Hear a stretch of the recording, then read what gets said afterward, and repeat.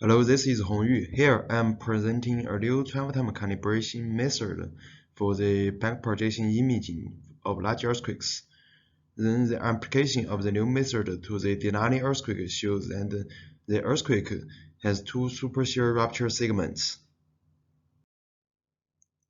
Understanding the high-frequency radiation process is critical for both hazard estimation and earthquake physics study.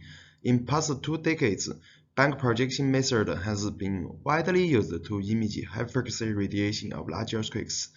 The method bank propagates the high-frequency seismic waves from a teleseismic array onto the source region, stack the bank propagated waves at every potential location. Search for the time and the location that maximize the stacked power. Therefore, the spatial and the temporal evolution of the high-frequency radiation can be resolved and shown in the right video. In the process, the accuracy of travel time is critical for the resolution of the back projection images. Traditionally, the travel time is calculated using a 1D layered velocity model. However, the Earth is known to have strong natural heterogeneities, as shown in the tomography models. Therefore, the back projection result may have larger uncertainties if the inaccurate travel time is used.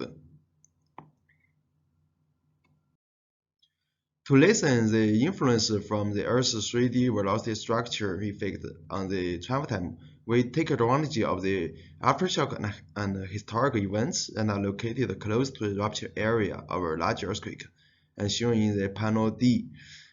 These events are used together with the mainshock data to establish more accurate travel time path calibration for the entire rupture area.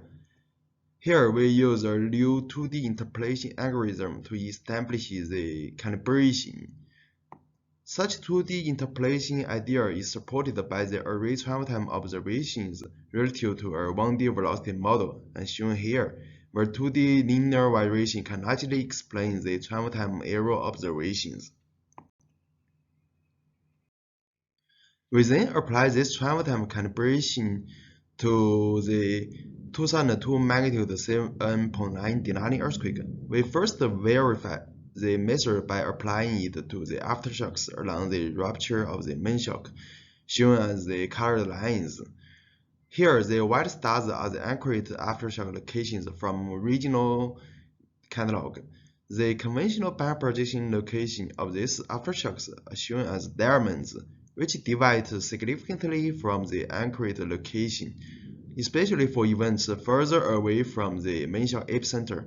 With the new travel time path calibration method, the back projection location of these aftershocks agree much better than the catalog location. The average distance between the BP location and the accurate location is 13 kilometers, which is considered as the location uncertainty of the back projection result of the mainshock.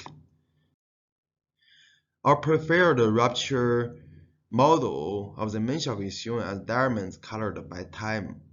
The location of the high-frequency radiators are highly consistent with the surface rupture, as shown in the map below. In the distance time profile, we can see that the earthquake located under the Thirstler Glacier fault and then ruptured at a slow speed of roughly 1.4 kilometers per second. Then it propagated onto the Denali fault, accelerated to a supershear speed of 5.6 kilometers per second.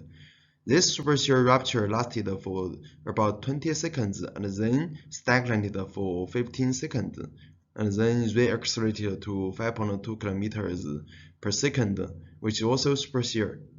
The second supershear rupture covered the last 60 kilometers in Denali fault and the almost entire TF fault. The rupture speed estimation of the first supershear segment is verified by the strong motion waveform data recorded by the PS10 station, which is just 3 kilometers away from the fault.